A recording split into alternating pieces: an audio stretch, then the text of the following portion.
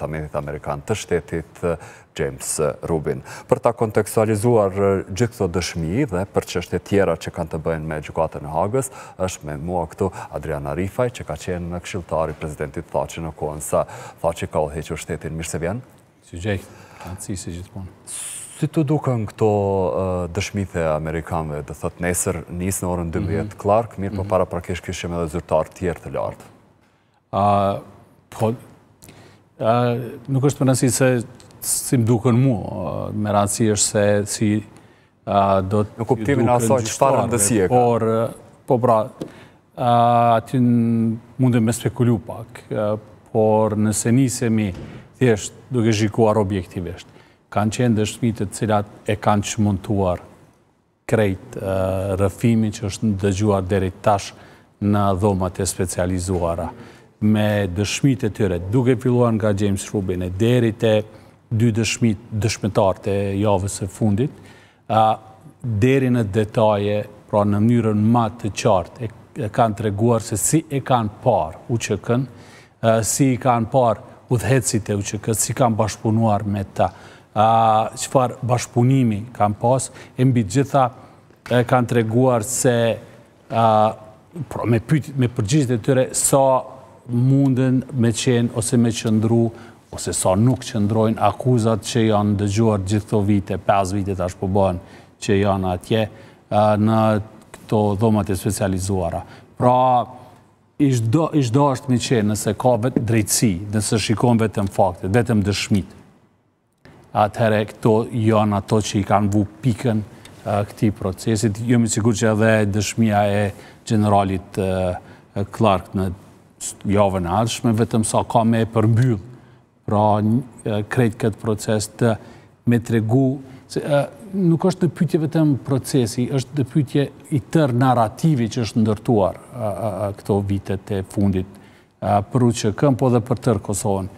Po, ishte shumë e rëndësishme kur thuhej për Christopher Hill, i cili përfundoi dëshmin javën që po e lëm pas, dhe tha njerëzit që përcjellin duke qenë edhe tribunalin për ish Jugosllavi, edhe gjykatën speciale, thonë që është vërtet që këta po e thejnë ato idet edhe narrativat që janë kundër UÇK-s në aspektin se ka pas një strukturë udhëheqëse. Dhe se ka qenë guerilje. Besnik, është edhe ajo, por është edhe tjetra që është edhe më rëndësishme. I tërë narrativi për UÇK-n si një ndërmarrje përbashkët kriminale, edhe ajo është duke u shembur, se po tregohet që nuk ka qenë një ndërmarrje e tillë, se e vështirë edhe goja nuk po ta qetë. Pra, përkundrazi po tregojnë se si ka operu, si ka vepru. Unë kom qenë gazetar në ato vite, unë çdo ditë kom qenë teren, i kom pa dhe vetë. Pra këto dëshmi që po i dëgjoj vetëm i kujtojnë ato të njëjtat që i kom pa unë me sy, që i kom përjetuar dhe unë dhe çdo gazetar tjetër i Kosovës dhe i ndërkombëtar që ka qenë këtu. Pra, vetëm po e tregojnë një të vërtetë që e kemi ditë, edhe që mandej u humb në këtë sajesën që e solli këtë gjykat, pra dhomat e specializuara. Prandaj këto dëshmi kanë qenë shumë të rëndësishme. Po, janë të rëndësishme për Hashim Thaçin, për Kadri Veselin, Recep Selimin, Jakub Krasniqin, por edhe për të tjerët që janë atje. Po janë të rëndësishme edhe për këtë dimenzionin tjetër, pra për narrativin, për luftën. Shiko, besnik, se po t'ingëllon shumë po filozofon, dikush kur e fol fjallën narrativ. Po shiko, në fakt narrativi janë tregimet për realitetin. Dëgjuam edhe zotrin Gucati duke fol nga Strasburgur, që tha që po i thejmë narrativat ruse edhe serbe. Dhe kishim bë një letër shumë të mirë, po atë rast në faqen ju i me lexu dhe letrën që e kam publiku, edhe i kishim përmbledh edhe një herë të gjitha lëshimet, gabimet, që janë bërë në këtë proces. Pra, edhe ato përmbajtësore, edhe ato që lidhen me drejtësinë, por edhe ato teknike. Edhe i kishim përmbledhur në letër që ja kanë dërguar, pra, gjykatës, Strasburgut. Dhe me plot të drejtë, aty dhe ka fillu, pra, kjo storja. Pra, është i rëndësishëm ky narrativ, se mbi atë narrativ ne e ndërtojmë edhe sjelljen tonë, po edhe prej atij narrativi ndërtohet edhe qasja e bashkisë ndërkombëtare ndaj Kosovës. edhe një narrativ negativ për Kosovën dhe të reflektoj në politika, veprime, aktivitete negative kundër vetë shtetit Kosovës në të ardhmen. Ma të saksisht, po i bjen që ti i ke ndërtu shtetin mbi një ndërmarrje të përbashkët kriminale. Nuk është e vërtet. Me 25 janar të vitit 2011, Asambleja Parlamentare e Këshillit të Evropës miratoi pra raportin, që ishte një prej raporteve shumë famkeqe, por është diçka shumë e rëndësishme. Një prokuror amerikan, Clint Williamson, i cili e ka hetu në fillim këto pretendimet e Dick Martit i ka hedhë poshtë, qysh në fillimet e saj. Pse nuk o arrit që të kapitalizohet gjetjet e Clint Williamson? Ato është shumë heret me folë për këto gjëra. Ato sigurisht që do të vi dita kur do të ka njerëz të cilët do të bisedojnë me drejt për drejt me këta protagonistë dhe me e kuptu drejt se çfarë ndodhi gjatë rrugës.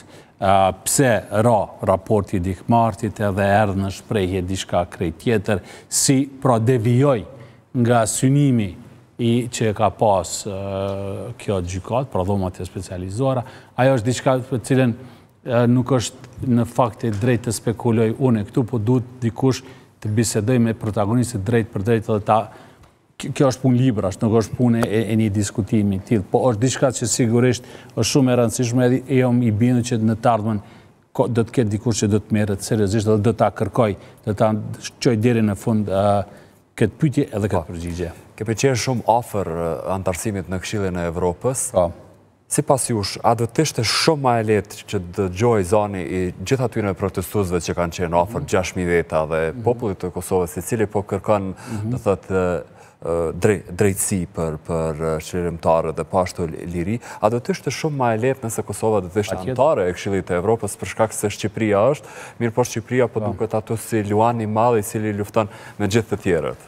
Patjetër, është shumë ndryshe kur je brenda dhe mundesh me fol vetë, edhe me u dëgju zani yt edhe prej të tjerëve.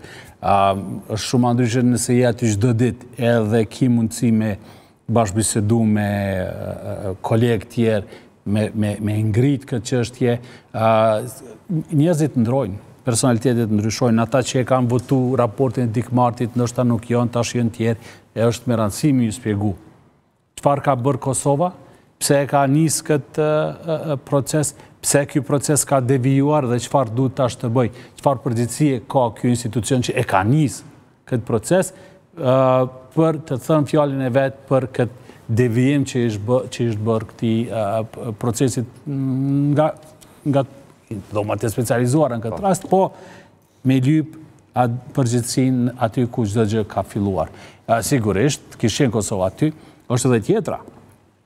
Kishte një instancë shumë e rëndësishme në të cilën të gjithë ata që po mbahen në qendrën e paraburgimit të dhomave të specializuara do të mund të kërkonin drejtësi dhe respektim të drejtave të tyre. Gjykatën për të drejtat e njeriut. Po pra, se ky institucion, dhomat e specializuara në mënyrën se si janë, nuk e kanë asnjë institucion që i mbikëqyr.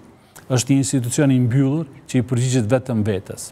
Për fat keq institucionet e Kosovës asnjëherë nuk kanë kërkuar ndonjë raport apo llogari nga dhomat e specializuara, pra çfarë po bëni ju, se ju në fakt po funksiononi në emër të Kosovës.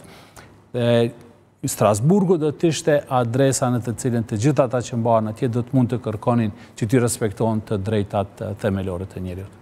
Ishte kënaqësi, faleminderit shumë për kohën. Faleminderit. Dhe shkojmë tash me informacione nga sporti, është kombëtarja e Kosovës në futboll që ka shënuar fitore